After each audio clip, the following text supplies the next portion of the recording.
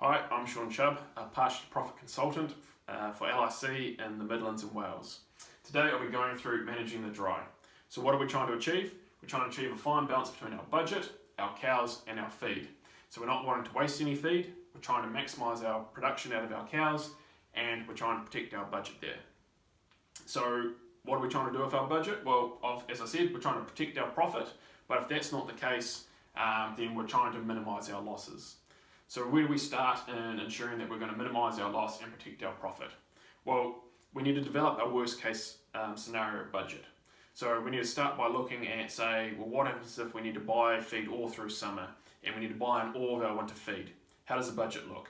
Well, if that doesn't actually, if the result of that doesn't actually meet what you need to get out of your farming business, then we need to start looking at the feed purchasing and the actual cows, and what can we do there to ensure that we're balancing out this equation. So if we move on to the cows, so we need to ensure production levels. So if you're a spring block calving farmer, then obviously it's rather early in the production season to be experiencing a dry spell. So we actually want to protect the litres and production from the cows. So therefore, once rain does come, we can actually, we've got enough milk going through the system, so we can actually pay for any feed that we've bought in or any measures we've taken earlier on in the season. If you're an autumn block calving farmer, then potentially you're not as worried about the production levels because your cows are close to drying off, so it's more about conserving feed. Body condition score, so we're not wanting to jeopardise cows for next season, so what we're wanting to do is ensure that they are keeping the condition on them, and especially for your autumn guys who are drying off, we don't want them drying off at a low level. What we're wanting is them to be drying off at a good condition score, so therefore they can calve down in the autumn time and they can fire and they're going to be as profitable as possible. Numbers. Obviously the longer the dry period goes on, the potential there is for the need to drop numbers. So it's ensuring that we're getting the fine balance between the cows and feed, and numbers are going to play a crucial role in that. And although it's not the cows, but young stock are going to be cows in the future, so it's ensure that we look after them. We don't want them to be jeopardised at any point, and because that will have an impact on their lives down the track. When they come into the herd at calving time, if they stay in that position, and so forth. So if we want to get the most out of these young stock that we're putting a lot of money into now, we've got to ensure that they get through this period right. And feed, well, what are our current requirements? At the moment, you might be able to get by with still mainly grass. But as things progress, do you have enough feed on hand? How long is that going to take you through to? And at what point are you going to need to buy in feed? So we need to start thinking about that. And then also we need to think about when rain actually does come. Once the grass turns brown,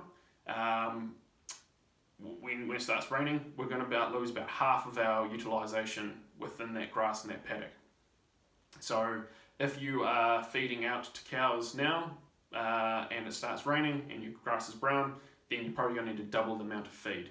A good rule of thumb is work on at least 100 to 150 kgs of dry matter per cow for about the first 14 days after it rains. That will see you through to a point where the grass can start becoming a much larger proportion of their diet. And then also, what are your winter needs? Most people should have done their first cut now. Some might have even been able to get a second cut in, but we're going to be limited on cuts going forward potentially. So, with your current requirements, do you have enough to get through winter? If not, how's that going to impact on spring cuts and autumn cuts and so forth? So, are you going to have enough feed in the system by the time winter comes to get through winter? If not, you need to start planning for that as well. So it's not just getting through the drought, we're looking for getting through the whole rest of the season. So it's getting the feed and cows and balance all done. So how do we put this all together? So we need to put this into a plan. So first of all, break it down into manageable sections. So that could be a week or 2 weeks, whatever works for you. And we need to bring forward critical events. So likes of PDing, drying off cows. When we're in a dry situation, bringing those events forward. So if you're an autumn block calving farmer, the last 2 months of a production year, should be focused on setting up for the next season. So in a dry season, we need to bring that forward to ensure that we've got the cows' body condition right, we've got enough grass conserved for this for calving down, and we've got enough feed on hand. So we need to bring some of those events forward to ensure that we can meet those targets, and then also we need to focus on the end result. So here I've got a bit of a timeline starting at the 1st of June and going through to the 31st of December.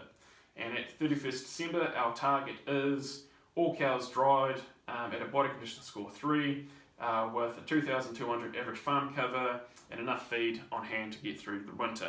So that's our target if we're a spring block calving farm.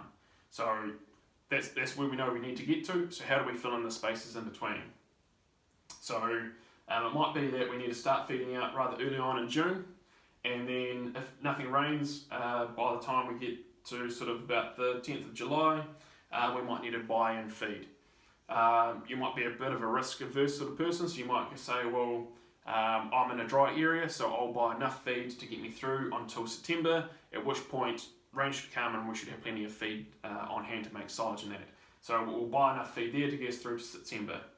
By the time September comes, we've got enough grass, so we do a final cut of silage. We're not too sure what the weather's going to go forward again from there, so we might not have enough on hand, so we actually purchase a little bit of additional feed to meet our winter requirements. Yes, we might be able to get another cut or two leading into October, but that can't be banked on.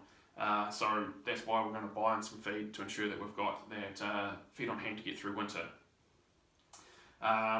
So then we start looking at the cows and go, okay, well, we're starting feeding out, so we need to identify the cows that are on hand but aren't really going to be in the system next year.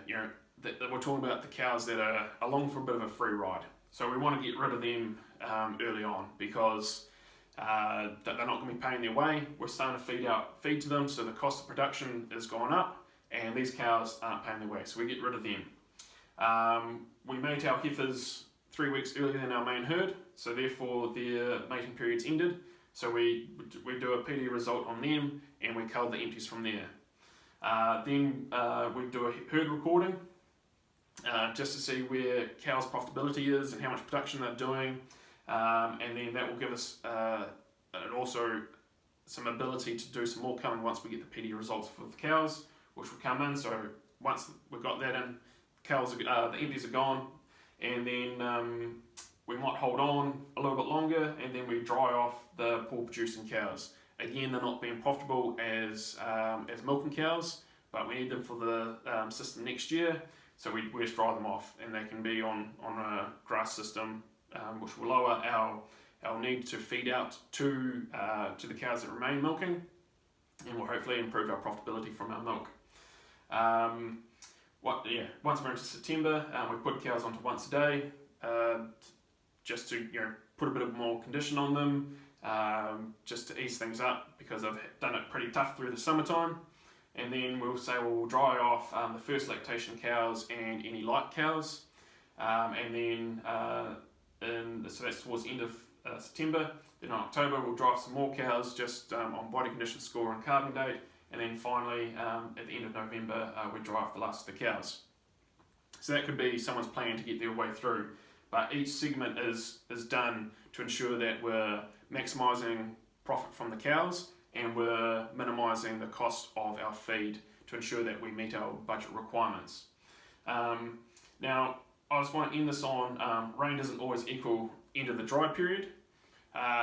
Yes, you might say get 5 mils of rain one day, everything greens up. That 5 mils is probably only going to last 2 or 3 days in the soil if we don't get any follow-up rain. So if we get that 5 mils or even 10 mils, yes, things will green up, grass will come back. Don't go too early.